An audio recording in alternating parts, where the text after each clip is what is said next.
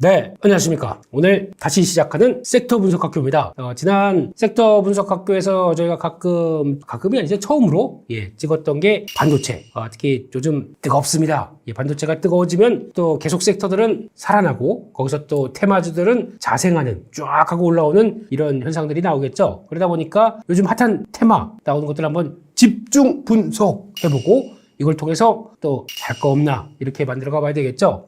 지난번에도 저희가 HBM 다시 한번 원점으로 돌아가자 그러면서 말씀드렸던 내용들과 거기 또 나왔던 어드밴스드 패키징 과정들 쭉 한번 보셨고 그걸 가지고 잘 가는 종목이 있어요. 네, 뭐라고 말씀 못 드리겠습니다. 보신 분들만 보는 강조를 드렸던 그 종목 오로나민 아니고 오로스테크 거기까지만 가겠습니다. 네, 오늘은 그러면 지금 최근에 또 반도체 섹터에 대해서 AI가 커지다 보니까 시장에서 자꾸 테마가 나오기 시작하죠. 이 테마에 대해서 한번 좀 이것저것 살펴보고 이게 과연 시장의 왕이 될 상인가 아닌가 이런 것들 한번 또 체크하면서 여러분들 보겠습니다. 그래서 가장 먼저 반도체 쪽이 뜨기 시작하면서 반도체가 뜨기 시작했을 때 AI가 결부돼서 나오는 확산이 나오다 보니까 그런 쪽에서 반도체가 이런 쪽이 되겠다. 그래서 나왔던 게 처음으로 시장에서 강한 테마가 나왔던 게 HBM 쪽이었습니다. 지난주에 설명을 드렸습니다. 두 번째로 지금 시장에서 또 온 디바이스 AI 그냥 좀 온 A 이렇게 하면 안 될까요? 뭐 이렇게 길어요.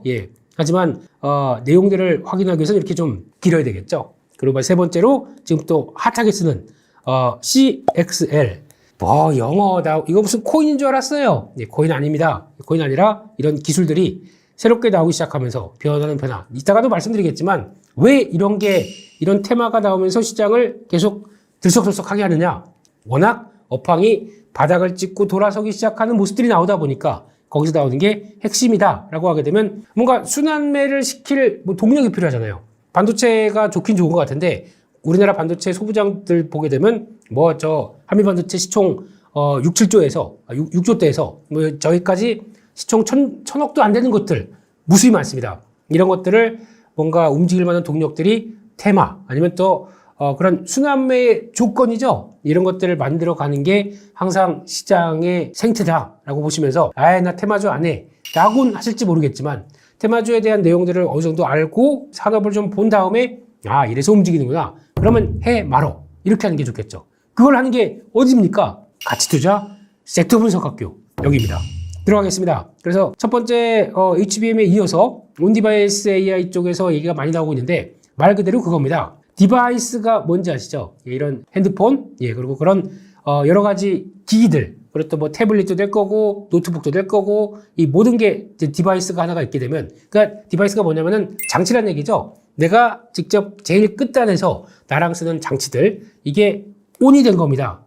온이라고 하죠. 거기다가 AI가 된 겁니다. 즉 무슨 얘기냐면은 AI가 내 디바이스에 탑재됐다. 이게 핵심입니다. 그러면 지금은 AI 예전에 보니까 쉬리야 그러면 지금 PD님들 거 다 번쩍번쩍 일어나겠죠. 지금 네 하면서요. 그리고 또 저희는 하이 빅스비 하면은 반응을 안 하네요. 죽었습니다. 네, 근데 이렇게 나오는 것도 AI입니다. AI인데 그러면 AI가 불러서 반응을 하겠죠. 그럼 반응을 한 다음에 그다음에 무슨 지금 내가 이 지역에서 가장 맛있는 맛집 좀 알려줘라고 하게 되면 네 알겠습니다. 바로 찾겠습니다 하고 뭘 하냐면은 인터넷으로 연결돼서. 그러니까 즉 데이터가 연결돼서 그걸 막 하고 있는 데이터 가지고 조합해서 이 지역의 맛집은 라면집 뭐가 있고 이렇게 할 겁니다. 그런데 다음에 AI 국면으로 가게 되면 제가 그동안에 검색해봤던 게 되게 많아요. 그러다 보면은 이 지역 맛집 중에서 온디바이스 AI가 가는 탑재된 폰입니다. 지금 고객님이 그러니까 애칭이 있겠죠? 당신이 좋아하는 건 지금까지 봤더니 라면을 좋아하더라. 라면집의 맛집은 여기입니다. 라고 그냥 아예 딱 집어서 나올 수가 있겠죠. 그러면 그 다음에 최애로 좋아했던 게 돈가스입니다. 돈가스 맛집은 여기입니다. 이런 식으로 딱딱딱 몇 개가 나오겠죠. 그러면 내가 원하는 거를 그대로 보여준다.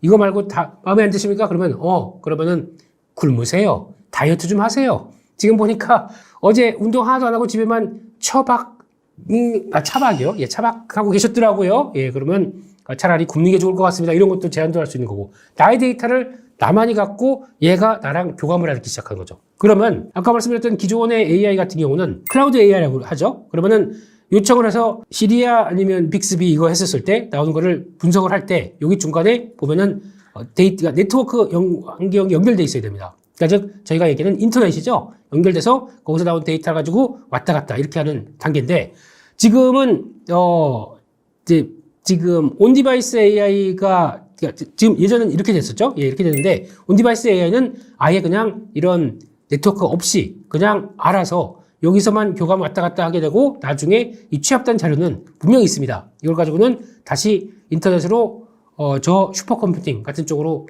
보내서 또 어느 정도 또 데이터를 쌓아놓고 그거 가지고 알아서 받아놓고 그러고 있다가 대기를 하고 있고 나와 디바이스 간에 계속 어떤 네트워크나 클라우드나 아니 뭐 이런 전혀 접근 없이 수행을 할 수 있다. 그러다 보니까 지금까지 또 마찬가지로 번역에 대한 얘기가 많이 나옵니다. 번역하게 되면은 나 지금 외국인을 만났는데 외국인이 나한테 뭘 물어봅니다.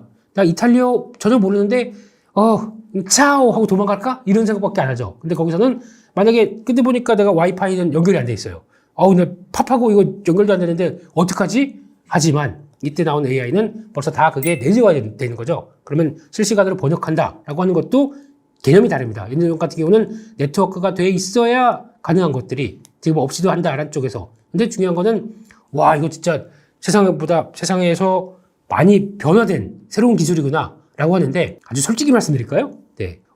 번역 많이 이런 상황들이 많이 발생하나요? 지나가다가 외국인들이 만나서 나한테 길을 물어볼 확률 그렇게 많은가요? 아니면 진짜 내가 유튜버답게 여행주하고 해외로 활발하게 다닙니다. 그런 때는 필요할 수가 있겠지만 일반적인 대한민국 국민 성인 이상 2천만 명, 3천만 명이 번역이 필요해서 핸드폰을 바꾼다. 이거 아니에요. 이거는 그냥 하나의 일부분 온디바이스 AI가 하는 것 중에서 가장 요만큼 중에 하나겠죠. 앞으로 뭘 할 것이냐. 이거는 계속 무궁무진하게 커갑니다. 그러면 그렇게 커갔을 때 당연히 그러면 디바이스가 더 진화가 돼야 되겠죠. 어떤 식으로 진화가 되느냐? AI가 충분히 활동할 수 있게 진화가 돼야 되겠죠. 지금 내년에 나올 S24가 탑재가 됐다. 여기다 구글의 제미나이 탑재된다 이러면서 또 여러 가지 기대감은 높은 것 같은데 그게 핵심은 아닙니다. 이건 아주 작은 부분들. 그러면 S24도 가장 초기에 그러니까 저희 식으로 얘기하면 핸드폰 예전에 전화한다. 그러면 예전에 삐삐 갖고 있던 시절에 누가 이렇게 보니까 이만한 거를 갑자기 니네 삐삐 치냐? 쫙 여보세요 이렇게 봤던 그 시절. 그 시절의 거의 초기 모델이라고 봐야 되겠죠. 그런 것과 똑같은 아직까지는 AI가 그런 담기긴 담기는데 초기 모델이 담길 수밖에 없다라는 것들을 보시면서 앞으로 가야 될 길은 많겠죠. 그러니까 초기가 어딥니까? 올라오는 게 어딥니까? 네, 그래서 두 번째로 보게 되면 그래서 저희가 얘기하는 이제 1세대 디바이스, 2세대 디바이스 이런 식으로 나옵니다. 근데 이게 어떻게 보면은 혁명이라고 봐야 되겠죠. 1세대 혁명들. 그래서 여기서 연결시키는 데이터가 어떻게 이동하느냐에 따라서도 같이 변화가 되고 폼팩터가 어떻게 바뀌는지에 따라서도 이게 바뀝니다. 결국에는 이게 4세대가 될지는 이제 그때 가봐서 저희가 명명을 하겠지만 모든 이 디바이스 자체가 이제 단순하게 핸드폰, 태블릿 PC 이것만이 아니잖아요. 특히 모든 데이터들, 모든 디바이스들이 다 들어갈 수가 있기 때문에 이거와 연결되는 역할들. 근데 잘 보시게 되면 온디바이스 AI가 결국에는 저희가 알고 있던 것들입니다. 혹시 기억하십니까? IoT? 사물 인터넷. 이게 기반이 된 겁니다. 기반이 돼서 거기서 AI가 역할을 하면서 이제 유기적으로 움직이기 시작하는 거. 그러면 이게 먼저죠. 그러고 나서 움직이는 거죠. 그러다 보니까 시장에선 어버브 반도체라고 하는 종목들이 먼저 움직인 게 잠깐만 온디바이스 AI 다른 종목들 복잡하게 볼 게 아니라 이거부터가 잘 돼야 그 다음에 AI로 넘어가겠는데 하다 보니까 이제 시장이 좀 본질을 알기 시작하는 거죠. 이런 쪽으로 봤을 때 첫 번째 디바이스는 다 아시는 것처럼 PC, 노트북, 전화기. 이때는 솔직히 저희 인터넷이란 거 없어도 살았습니다. 이게 지금 PC나 노트북 가지고 들어가는 게 인터넷이 꼭 필요했었나요? 아닐 수가 있었던 시절이 있죠. 근데 하다 보니까 인터넷이 필요해. 그래서 나온 게 데이터를 쓰는 스마트폰, 피처폰도 마찬가지겠지만 좀 더 소형화되기 시작했죠. 근데 가장 핵심은 여기서 인터넷이 어떤 중요한 매개체 역할을 했다는 게 가장 중요하고 세 번째 디바이스로 갑니다. 스마트워치 솔직히 저희 스마트워치 처음에 나오고 저걸 왜 굳이 갖고 다녀요? 핸드폰인데 뭐하러 갖고 다녀? 하지만 여기 달린 여러 가지 장치들 심박수 측정, 스트레스 측정 스트레스 측정 장치보다가 스트레스 받겠어요. 잘 안 보여서. 네, 이런 모든 기능이 담겨 있다 보니까 이것도 스마트워치의 역할을 하고 있고 가상현실 글라스 이제 나오는 이제 XR 이런 기기들이겠죠. 거기다가 또 이제 IoT 기반의 스마트 칫솔 죄송한데요. 미래창조과학부에서 칫솔 설명하려고 여기다 이런 건 아닐 겁니다. 이제 그런 얘기겠죠. 스마트 칫솔도 있구나. 사봐야겠는데 주문해야죠. 네, 근데 이런 쪽으로 나가기 시작하다 보니까 결국에는 잘 보면 이제 그 다음에 소형화되고 폼팩터가 좀 변하고 IoT 기반이 돼 있다. 이게 핵심인 거죠. 이런 게 3세대로 갔다. 그러면 이제 4세대로 명칭을 할 만한 것들은 이제 AI가 탑재가 돼서 그거를 모든 걸 내 중심으로 내 데이터를 기반으로 해서 다 나만 보면서 움직이겠죠. 보시게 되면 지금 알고 있는 모바일 쪽 기기들 다 있을 거고요. 거기다가 요거 보면 버즈죠. 이 버즈가 이젠 단독적으로 번역을 할 수 있게 탑재가 돼서 들어간다고 합니다. 그러니까 딱 클릭하면은 버즈가 하는 거 아니라 버즈랑 연결된 스마트폰이 가동되는 겁니다. 솔직히는요. 근데 거기에 좀 더 특화되게 하려기 위해서는 지금까지는 통화하고 음악 듣고만 하는 쪽이 있다 보니 봤는데 거기서 이제 마이크 기능이나 이런 것들을 개선시키는 쪽이 나오겠죠. 애플도 이렇게 합니다. 애플 아이폰 16부터는 마이크가 바뀐다고 하죠. 왜냐면 명령했을 때 음성으로 들어가는 AI가 알아듣고 그걸 통해서 또 판단할 수 있게 이렇게 만들다 보니까 이게 바뀌는 거죠. 이렇게 나오고 있고 이게 끝이 아니라 비주얼 디스플레이. 그래서 다 아시는 것처럼 태블릿부터 TV, 요즘은 TV가 LG전자에서 나온 이동형 디스플레이가 나옵니다. 이거 좋아요, 이거. 써보니까. 여기다가, 누워서 이러고 보고 있다가 잠깐만 라면 끓여야지. 라면 끓이는데 아까 보는 거 계속 보고 싶어요. 라면 끓이는 동안 뭐 합니까? 멍 때리고 있으면 이상하잖아요. 그거 보고 이쯤 쓰면 하고. 이렇게 바빠졌나요? 저희 삶이. 그래서 그거 보면서, 같이 투자 보고. 같이 투자 보면서 라면도 끓이고. 그런 영상 필요하죠. 그러고, 그 다음에 들어가는 이제 여기서 가전이 나오기 시작합니다. 가전 세탁기, 그리고 냉장고, 이런 모든 것들이 청소기까지. 청소기는 또 그냥 여기는 보여줬는데, 로봇 청소기죠? 저희가 알고 있는 로봇 청소기, 이것도 이제 진화가 되기 시작하겠죠. 그래서 지금은 예전에는 되게 신기했던 게, 로봇 청소기가 막 집 구석 그렇게 한번 딱 쓱 스캔한 다음에 그걸 알아서 움직이는데, 이제 좀 더 변하기 시작하게 되면, 내가 집에 오는 시간, 다, 이게 딱 보고 있다가, 보통 이쯤에 들어온다. 그러면, 우리 주인님 오시기 전에 이렇게 깨끗하게 청소해야지, 우렁이 각시 로봇 이런 것들 탄생하고 그러면서 다 해놓고 그 다음에 오면 깨끗해. 우리 로봇 참 잘했어요. 이렇게 나올 수가 있는 거죠.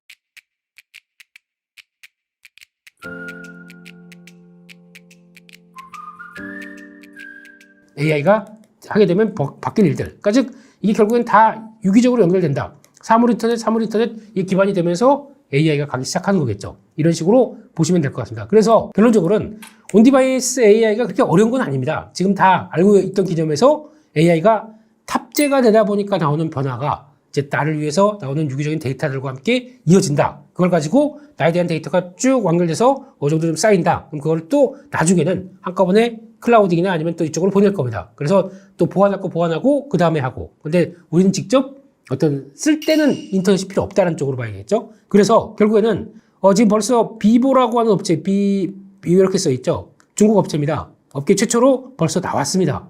아까 이번 12월 달에 했네, 11월 말에 했냐면 나와서 시장에서 좀 파란을 살짝 일으켰는데 그때 나온 얘기가 거기 뜯어보고 싶어. 이런 쪽에서 이제 먼저 어떻게 되는지. 근데 결론은 비보가 쓰는 AP라고 그러죠. 스마트폰의 두뇌. 이거에 대해서 이제 관심이 많이 높아질 거고. 근데 그만큼 잘 작동하겠느냐? 모릅니다. 이제 가봐야 되겠죠. 근데 거기다가 갤럭시 S24, 아이폰 16 이게 다 한다라고 하는데 이제 IoT가 아까 말씀드렸듯이 진화하는 사물 인터넷 개념이 진화해서 일단 AP, 스마트폰의 두뇌입니다. MCU, 가전의 두뇌입니다. 이런 식으로 발달하면서 그다음엔 이게 단순하게 AI 기능이 들기 위해서는 학습만 하면 안 돼요. 학습이 아니라 CPU가 포함이 돼서 연산하고 판단까지 해야 됩니다. 그러려면 NPU가 고도가 되겠죠. 지금 여기까지 못 들어갔을 걸로 추정합니다. 이게 되기 시작하게 되면 AP가 훨씬 더 좋아져야 되겠죠. AP가 좋아지려면 AP의 강자가 누굽니까? 퀄컴입니다. 그래서 제 다른 방송을 보시면 아시겠지만 미국 시장에서 온디바이스 AI가 강했을 때 가장 먼저 살 종목은 저는 퀄컴이라고 이거 하고 다니는 중입니다. 근데 그게 맞겠죠? 생각을 해보시게 되면요. 거기다가 저희는 아쉽게도 이런 쪽의 강자가 아닙니다. 대한민국은요. 상대적으로 메모리 쪽의 강자입니다. 그러면 한국은 가장 수혜를 받는다고 하면 이게 다예요. 근데 거기다가 종목들이 좀 막 오버하면서 움직이는 종목들이 있는데 솔직히 이런 기술이 나왔었을 때 대한민국이 수혜를 받는다라고 하는 것은 극히 한정된 부분들이 더 많습니다. 이게 되게 안타까워요. 하지만 지금 보게 되면 로우 파워, DDR 같은 쪽이 모바일 쪽에 들어가는 쪽이죠. 이게 또 강화가 될 수밖에 없겠고 AI가 활동하기 위해서는 당연히 메모리는 더 커질 수밖에 없다라는 쪽이고 LLW DRAM 같은 경우도 이번에 삼성전자가 새롭게 AI에 적용하기 위해서 만들었다라고 하는 이 쪽이 더 시장에서도 각광을 받기 시작하고 있죠. Low Latency Wide 영어를 이렇게 잘하면 뭐합니까? 맨날 토익 시험 가면은 그 정도 점수 받았으면서 외국 사람 만나면 가만히 눈치만 보고 있으면서 근데 아무튼 이런 쪽이 나오면서 새롭게 또 드림이 나오겠다. 그러면 일단 이런 변화가 나왔을 때 저희는 어차피 가게 되면 메모리 반도체 중심으로 들어가는 흐름들이 가장 수혜다라는 쪽으로 봐야 될 것 같고, 그렇게 되면은 여기서 나중에 이게 연결될 수 있는 건 자동차도 하나의 D다라고 보게 되면 이게 연결될 건 자율주행과도 연결이 되겠죠. 그러면 나를 위해서 다 같이 움직이고 나를 위해서 one for all이죠. 이렇게 되는 쪽은 자율주행 자동차까지도 연결될 수 있습니다. 이것도 한번 보면서 확정되는 과정들. 여기서 제가 보기엔 무슨 테마가 또 하나 나올 것 같아요. 이것도 한번 나오게 되면 또 털어야 되겠죠. 근데 미리 주식도 사겠지만 이런 것도 한번 공부해야 되겠죠. 그래서 결국에는 이거 지금 시장에서 나오면서 핫하게 부각을 받는데 제 결론입니다. 고도화되기 위해서는 시간이 좀 많이 필요합니다. 무슨 얘기냐면은 이거 그러면 내년부터 시작이다. 그러면 AI, 온디바이스 AI가 이제 모든 물결을 쫙 덮을 것처럼 이렇게 주식시장은 먼저 들어옵니다. 항상 성장주가 올 때는 그렇게 다가오는 게 일반적이죠. 근데 그렇지가 않을 겁니다. 그래서 고도화를 하기 위해서는 시간이 즉 숙성할 시간이 필요한데 항상 시장은 기대감을 안고 이거 뭐야 새로운 건데 프레쉬해 한번 매수 진행시켜 이러면서 가는 이런 상황들이죠. 기대감이 먼저 반영할 수밖에 없다. 그래서 아직은 조금 기술보다는 먼저 가는 측면들이 높다. 이거는 항상 테마주가 그렇잖아요. 그런 쪽으로 보셨으면 좋겠고, 결국에는 다 됐고 AI가 커지다 보니까 그에 따라서 반도체도 바뀌고 그에 따라서 메모리 반도체는 앞으로 중요한 역할을 하겠다라는 쪽으로 결론을 내려서 이에 걸맞는 메모리 반도체에 대한 조목들 확인하고 거기에 대응하는 게 중요하겠죠. 이게 핵심이다라고 저희는 한정적으로밖에 볼 수가 없습니다. 온디바이스 AI 관련돼서 우리나라가 디자인 하우스가 어쩌고 저쩌고 뭐가 어쩌고 물론 이거 좋은 회사고 할 일 많은 회사가 아닙니다. 그리고 그런 종목들이 내가 보고 있었는데 올라간다. 따라가고 매매하는 거 맞습니다. 그게 하셔야 될 일이에요. 그런데 이런 기조적인 거 보고 내가 지금 단타로 아니면 장중에 매매를 하지만 핵심은 이런 거구나 라는 쪽으로 보시는 게 저희 가치투자 그리고 섹터 분석학교에서 할 일 이상입니다. 다음으로 넘어가겠습니다. 그러면 또 며칠 전부터 핫하게 떠오르는 이건 또 뭐야? CXL. X만 빼면은 CL인데요. 네.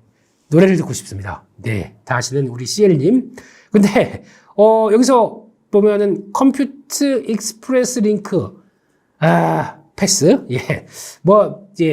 고속버스 연결시키는 표인가요? 이런 느낌? 네, 이거 아니고요. 그러니까 쉽게 말씀드리면, 이게 CXL이라고 해서 새로운 거라고 생각하는 걸로 알고 있는데, 아닙니다. 처음에는 삼성전자가, 2년 전에, 제가 알기로는 초기에 개념이 나왔던 거는 카이스트를 통해서 2019년도부터 나왔습니다. 근데 거기서 2년 전에 처음으로 CXL 1.0 이러면서 우리 이거를 개발했으니까 이걸 앞으로 쓰면 좋겠다라고 했던 개념들이 거기서 나왔고 지금 1, 2년 사이에 2.0, 내후년 가게 되면 3.0 이런 식으로 다 레벨업 될 겁니다. 그런 쪽에서 나오다 보니까 이거 새로 없던 게 나온 게 아니라 나왔던 거 예전에 있었는데 시장에서 이렇게 보다 보니까 이런 거 새로운 거 한번 먹힐 것 같아. 그냥 보자 종목들 옆에 횡보하고 있던 네오셈 가자. 오킨스전자 가자. 이런 쪽인데 참 웃긴 게요. 삼성이 먼저 시작하고 삼성이 지금 특허 출원했다고 4개인가 이렇게 쭉 나왔지 않습니까? 웃긴 게 오킨스전자는 SK하이닉스 양입니다. 그런데 급등을 하고 있어요. 말이 됩니까? 네. 그리고 또 마이크론 테크놀로지 매출 비중을 보게 되면 네오셈도 그렇고 코리아 소켓 같은 경우도 그렇고 삼성전자에 직접적으로 영향을 끼치는 종목들이 지금 없습니다. 죄송하지만 네. SSD 테스터가 그나마 네오셈은 맞다고 쳐요. 그다음에 다 다리를 걸치고 있으니까 SK 하이닉스 향으로 가는 종목들이 왜? 엑시콘도 마찬가지예요. 왜? 네, 여기에 맞춰서 테마인 것처럼 갑니까? 그러니까 이제 시장은 그냥 그때 이것도 그거래. 그러면서 그거 있잖아요. 테마 공장에서 찍어낸 수혜주 해가지고 그냥 딱 보내면 그거 가지고 됐고 이거 움직이니까 이것도 가자. 이런 식으로 가는 게 다겠죠. 근데 그런 건 주의를 하시되 매매는 하셔도 됩니다. 제가 항상 드린 얘기지만 단기 관점 이거 될 것 같은데 매매 왜 못합니까? 하셔도 됩니다. 좀 이따 보시겠지만 근데 중요한 거는 핵심은 따로 있다. 이렇게 보셔야 되겠죠. 그래서 이쪽을 봤었을 때 동향을 보게 되면 예전에 있던 건데 CXL 메모리 반도체라고 보시는 게 정확합니다. 그러니까 즉 뭐냐면은 지금까지는 저희가 알고 있듯이 CPU가 딱 있습니다. 그러면 DDR이라고 하는 D램 메모리 반도체가 딱 있죠. 그러면 여기서 연산하고 여기서 저장하고 하는 왔다 갔다 하는 장치가 있습니다. 그런데 이렇게 하고 이게 뭐가 떡 하고 들어와 있어요. 이게 CXL 메모리 반도체가 추가가 된다고 보시면 됩니다. 이렇게 연결돼 가지고 아니 너가 왜 거기 있어? 네가 왜 거기서 나와? 라고 하는데 이거는 이 안에도 메모리 반도체가 쭉 있어서 어떤 역할을 하냐면은 이게 할 일이 많아집니다. 버거워집니다. 메모리도 잠깐만 지금 내가 16기가 썼는데 안 되겠어. 벅차. 이거 32기가로 늘려야 되겠어. 하지만 그때 뒤에서 삼성에서 그러실 필요 없습니다. 이것만 갖다 다세요. 딱 나오는 게 이거죠. CXL 반도체. 그러면 컨트롤러가 있고 인터페이스, 즉 여기서 이 관계들을 두고 이 데이터는 저기까지 보내고 이 데이터는 여기 두고 하고 이렇게 분배를 쫙 잘하고 여기서 여기 쌓아놓고 하게 됩니다. 그러면 옛날에 기계적으로 그냥 쭉쭉쭉 들어가서 쌓아놨던 이런 거에 비해서 좀 더 유기적으로, 그리고 또 이걸 잘 조절하다 보니까 거기서 확장이 나옵니다. 그래서 서버 용량을 8배에서 10배까지 늘릴 수 있겠다라는 쪽으로 나오기 시작하는 거죠. 메모리 용량을요. 그래서 과거 같은 경우는 CPU가 하나 달린다. 그럼 거기서 CXL 하나, 둘 이렇게 달려가지고 중요한 역할을 여기서 했었다라고 하게 되면 지금은 2.0 그게 아니라 아예 스위치가 하나 딱 달립니다. CXL이 있고 또 거기다 추가로 스위치가 달립니다. 그러니까 즉 이런 연결 1대1 연결조차도 싫은 거예요. 딱 우리가 알아서 주된 흐름을 딱 보고 연결시켜서 일로 보내고 막 CPU가 이렇게 많다고 하더라도 이게 중심이 돼서 그러니까 약간 포청천 같은 느낌이죠. 너는 이렇게 돼가지고요. 너는 징역 몇 년 하면서 이렇게 나오고 판단하는 또 하나의 변화가 나오는 게 이렇게 된다라고 보시면 될 것 같습니다. 그래서 이걸 가지고 자료를 딱 했다가 그러면 불러오는 것도 필요하겠죠. 그러면 그거 어딨지? 그러면 얘한테 확인되게 되면 그 속도가 잠깐만요. 저기 CX3 있는데 저 구석에 있으니까 슈르륵 가져가서 딱 연산을 하고 이런 식으로 나올 수가 있겠죠. 그렇기 때문에 이런 어떤 인터페이스란 느낌이 나는 거죠. 예, 그런 쪽에서 들어가는 게 CXL이다. 쉽죠?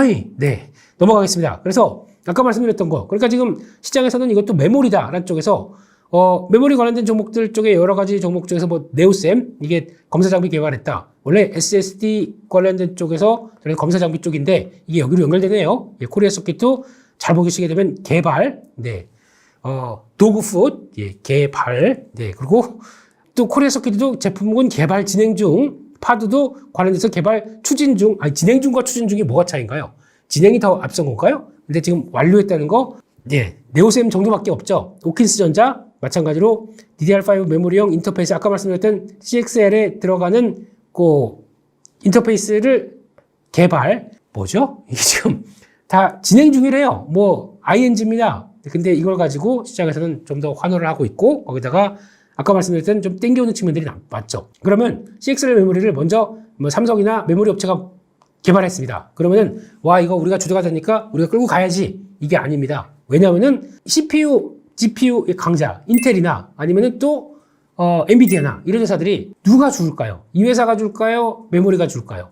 그러니까 결국에는 이런 회사들이 새로운 기술 나왔어, 우리가 써야지 채택을 해야 받는 겁니다.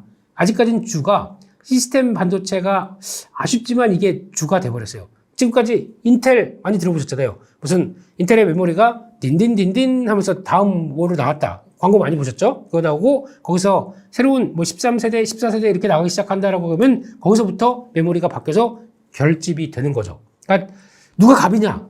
여기가 갑일 수 지금은 여기가 갑입니다. 그런데 을이 개발했다고, 우리 개발했으니까 갑님 오세요. 이거 써보세요. 좋아요. 이렇게 나갈까요?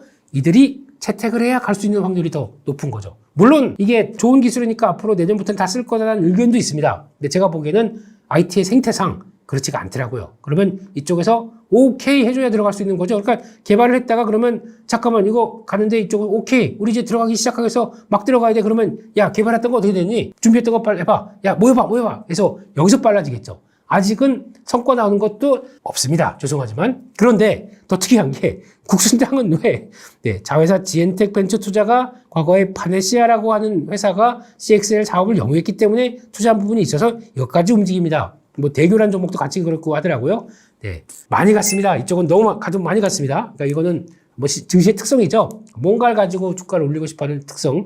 예, 술 마시다가 개발했나요? 네, 뭐 이런 느낌. 네, 근데 이런 변화가 나오다 보니까 이런 종목들이 그냥 테마군이구나. 하지만 조금 앞서간 측면들이 많구나 라고 봐야 될 것 같고, 성과 시간 필요하고 매출 반영은 지금은 아닐 거고, 이런 업체들 어차피 반도체 업황 좋아지게 되면 파도 같은 경우는 조금 그래요. 아직 뭐 여러 가지 논란도 많은 종목인데 이런 거 가지고 움직인다 그러면은 뭐 아주 길게 보는 분이 아니시라고 하게 되면 어떤 트레이더 입장으로 하게 되면 끊어가는 것도 맞다고 봐야 되겠죠. 네, 이런 식으로 보면서 지금 핫한 섹터에 대해서 한번 말씀을 드려봤습니다. 그러면 지금까지 HBM부터 그래도 반도체 테마라고 하는 쪽, HBM부터 온디바이스 AI, 그리고 또 CXL, 이런 핫한 테마가 움직이고 있는데, 그러면 여기서 중요한 핵심이 뭘까? 이거 한번 체크를 해보고 거기 맞는 종목이 뭘까? 이걸 받는 게 더 중요하겠죠? 그러다 보니까 핵심 포인트 한번 찾아보겠습니다. 메모리 업황이 개선됐을 때 나올 수 있는 변화 같은 경우 이거 하나씩 한번 보면서 말씀드리겠습니다. 아이고 또 오늘 5% 올라 어제 할걸. 120억 영업이익 보여준 회사가 500억대로 확 뜁니다. 와우. 그런데 업황이 안 좋다 보니까 확 줄었죠. 이게 개선된다 그러면 600억대, 700억대로 팍팍 뜁니다. 이런 부분들 중요한 포인트겠죠. 아까 말씀드렸던 것 중에서 올해는 당연히 안 좋을 겁니다. 평소에 보였던 것 대비해서 더 안 좋을 거고요. 근데 말씀드렸듯이 내년에 영업이익이 못 보던 숫자가 나온다. 그 다음 년도에 3천억대. 이게 삼성이 안 했던 거 다 물량 맡아라고 하다 보니까 이렇게 나오기 시작하겠죠. 지금 주가가 먼저 많이 올랐다고 쳐도 내년에 나올 영업이익 대비해서 전혀 반영을 못하고 있습니다.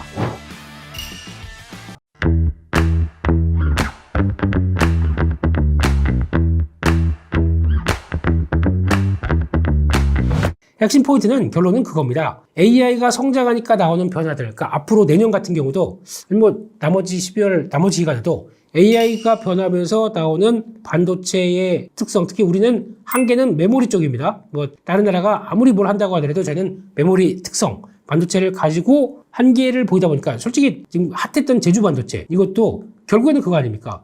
이게 과거에 알고 있던 MCP라고 하는 쪽에서 멀티칩 패키징이죠. 이것도 그렇게 놀라운 기술이 아니라 모바일 쪽이 강화되기 시작하고 그러다 보니까 제주 반도체의 팹리스 역할들이 더 커지겠다라고 하는 흐름들인데 딱 보니까 실적이 좋아지고 있어요. 그러면 와 좋아지는 실적에 갖다 가지야라고 하다 보니까 이렇게 나온 변화죠. 그런 온디바이스 AI 쪽에서 하나의 대장주 역할을 했다. 이것도 이해를 합니다. 이해를 하겠지만 중요한 거는 이게 다 우리나라 입장에서는 AI가 커지면서 반도체에 들어가는 메모리는 그 칩구에 들어가는 메모리는 HBM 중심으로 커질 수밖에 없다. 용량, 속도, 전력 모두 다 개선되고 좋아질 수밖에 없다. 여기서 새롭게 들어가는 부분들이 나오는 기술은 재조명이 된다고 하더라도 처음에는 기대감이 나올 수밖에 없다. 라는 쪽인데 그걸 가지고 시장은 먼저 움직인다라는 사실을 알고 거기서 매매를 하는 게 맞겠죠. 그러면 먼저 구체화되기까지는 좀 시간이 걸리는구나 알고 테마의 성격이 이렇게 간다라는 거 보셨으면 좋겠고요. 그래서 소외된 섹터를 움직이는데 가장 순환매를 맞추기 좋은 어떤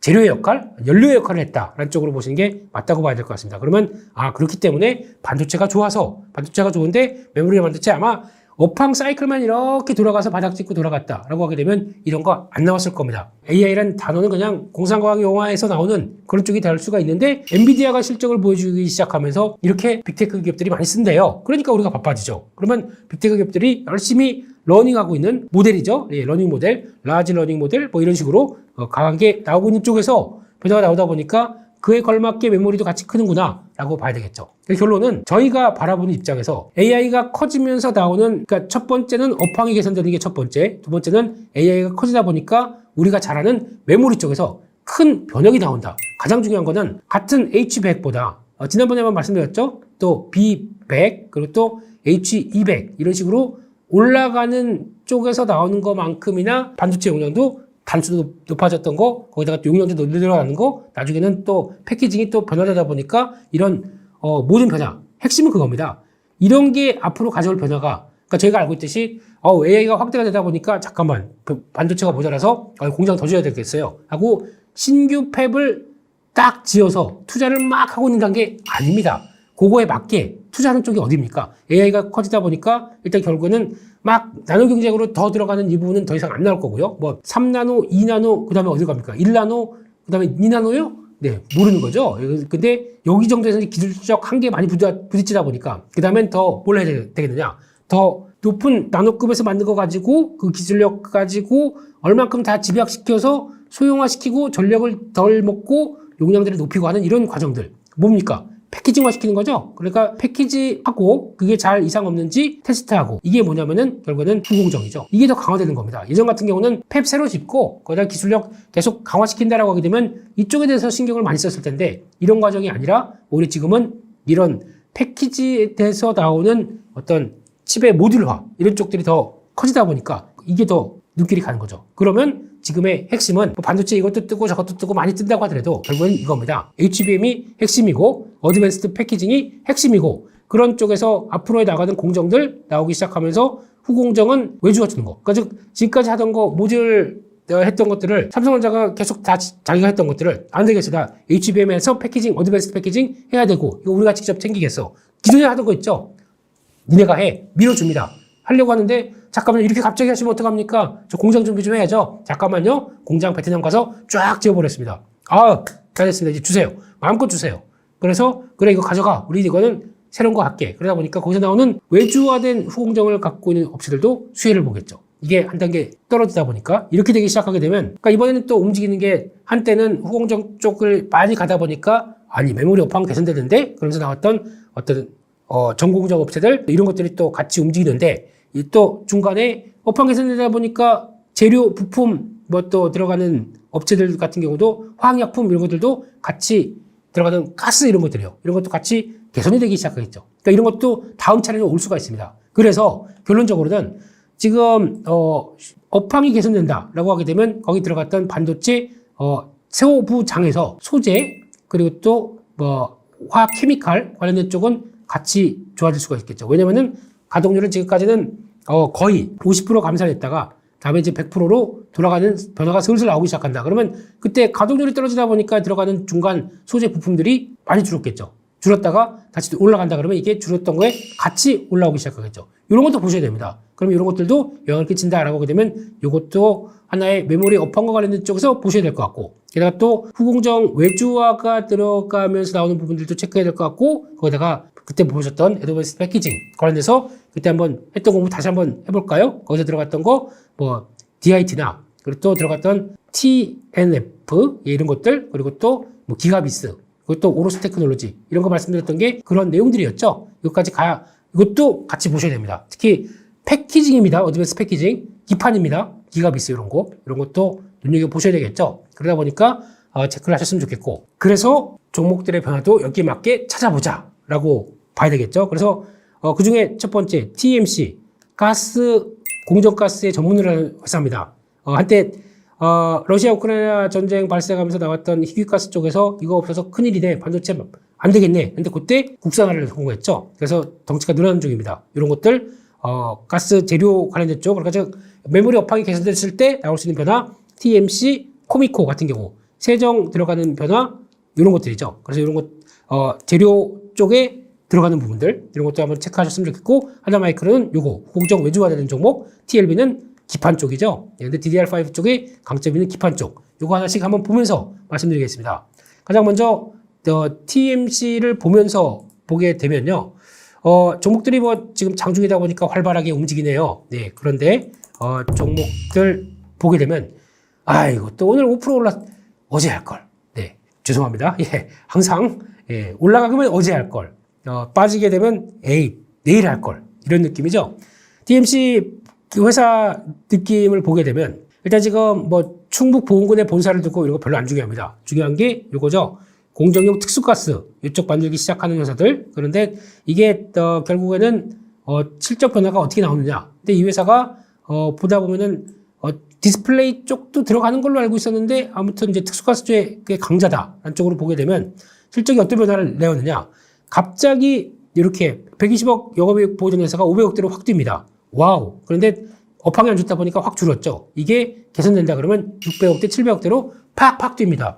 요런 거, 업황이 개선되면서 훨씬 더 성과가 나온다. 이런 부분들 중요한 포인트겠죠. 그러면 잘 저점에서 사서 업황 돌아가는 것까지 꾸준히 가져가겠다. 중기적으로 모아가겠다.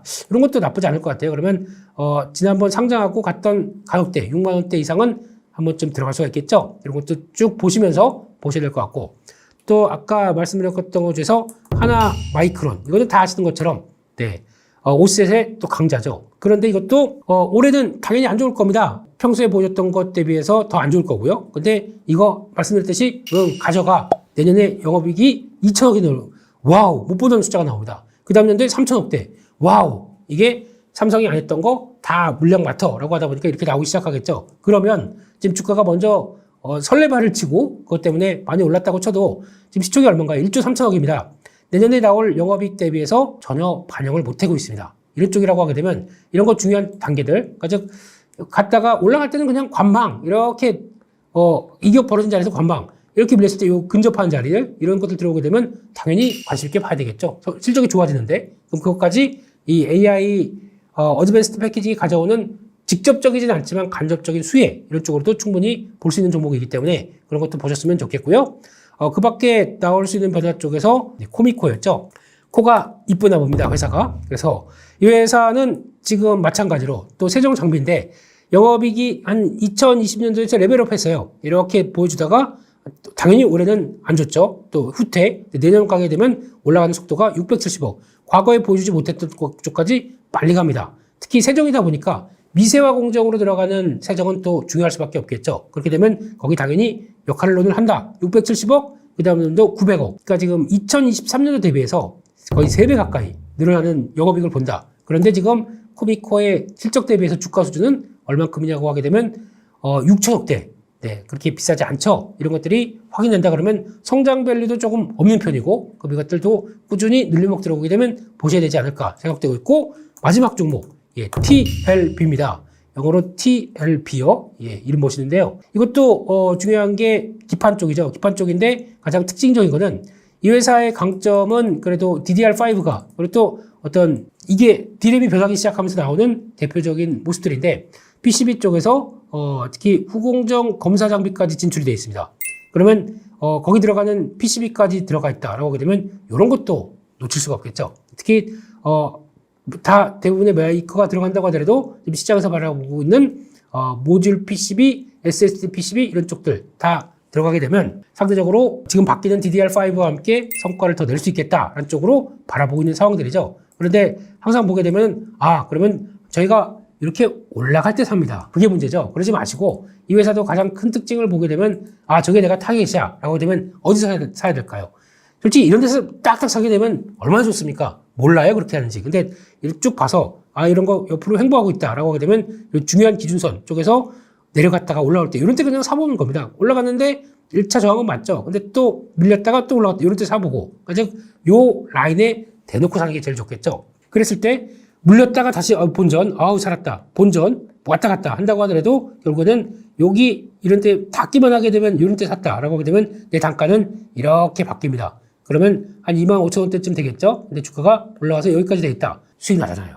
이런 식으로 저희가 타겟을 잡았다. 나 이걸 살 거다. 그러면은 보통 제발 이런 데 하지 마세요. 이렇게 올라갈 때 이거 직전 고점 돌파했으니까 돌파 매매 가다가 내려오게 되면 나는 또 고점에 돌파 당한 매매 네 글자는 또 빠집니다. 그렇게 하지 마시고요. 이왕이면 이게 좋아 보여. 이거 스터디해봤더니 가치 투자해서 좋은 종목이래. 그러면 그때 가지고 이런 때 제가 사라고 말씀드린 거 아니지 않습니까? 항상 남들이 급하게 움직일 때 하지 마세요. 뭐 무슨 다른 거 테마주 이런 식으로 시장에 강한 관심 높은데 그거 사겠다 하지 마세요. 밑에서 살살 모아가는 게 최고다 라는 쪽으로 대응하면 훨씬 더 좋은 결과를 보이시지 않을까 생각이 듭니다. 네, 여기까지 해서 말씀드렸던 요즘에 핫한 반도체의 테마는 어디로 가고 있고 이거에 대한 판단들을 어떻게 해야 되는지 차라리 종목을 산다고 하게 되면 반도체 쪽에서 업황 좋아질 때 나오는 꾸준한 변화 실적의 흐름들이 가져갈 것까지 대응하고 좀 길게 보겠다. 찝은 종목들 있죠? 지난번에 찝은 이렇게 찝적되는지 모르겠습니다. 말씀드렸던 종목들 그리고 지난번에 HBM 관련된 쪽에서도 언급드린 종목들 잘 조합해서 한번 반도체 그래도 이번에 사이클도 돌아가고 좋아진다는데 추려보세요. 그러면 나중에 어떤 변화가 나올까요? 네, 가치 투자 감사합니다 이런 거 좋은 변화 나올 수 있기를 기원하면서 같이 시장 흐름들 열심히 공부해 가 보시죠. 같이 투자 이런 거 안 하고요. 네, 열심히 달려가 보겠습니다. 오늘 시청해 주셔서 감사합니다.